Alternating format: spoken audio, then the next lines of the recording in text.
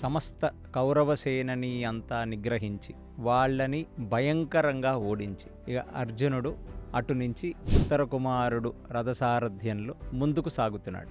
రథసారథైన ఉత్తర కుమారుడు అర్జునుడి యొక్క భీకర రూపాన్ని చూసి చాలా ఆశ్చర్యంగానే అతను ఆ యుద్ధం మొత్తం అలాగా. ఉత్తర కుమారుడికి ఫస్ట్ యుద్ధం అంటే ఇంత మేజర్ యుద్ధం ఫస్ట్ అయ్యి ఉండొచ్చు. ఉత్తర కుమారుడి జీవితంలోనే ఇది ఫస్ట్ యుద్ధం.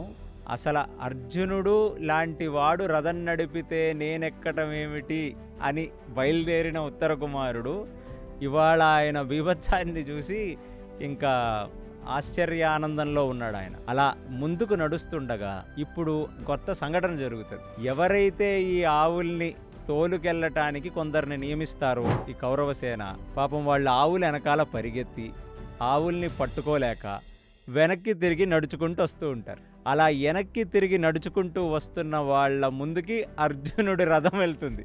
సో ఇమీడియట్లీ వాళ్ళందరూ చూసి అర్జునుడిని సాష్టాంగ నమస్కారం చేస్తారు. వాళ్ళు సాష్టాంగ నమస్కారం చేసి, అయ్యా మమ్మల్ని క్షమించవలసినది, అసలు ఇప్పుడు వరకు ఈ భూప్రపంచం మీద ఆవుల్ని దొంగతనం చేయటం అనేది ఎటువంటి ఆర్యుడు చేసి ఉండడు.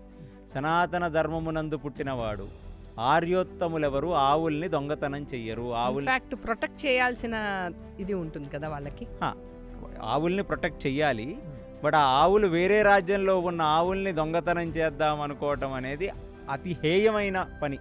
అలాంటి ఒక హేయమైన పనిని చేశారు కాబట్టి కౌరవులు అంత హేయమైన పరాభవాన్ని పొందారు.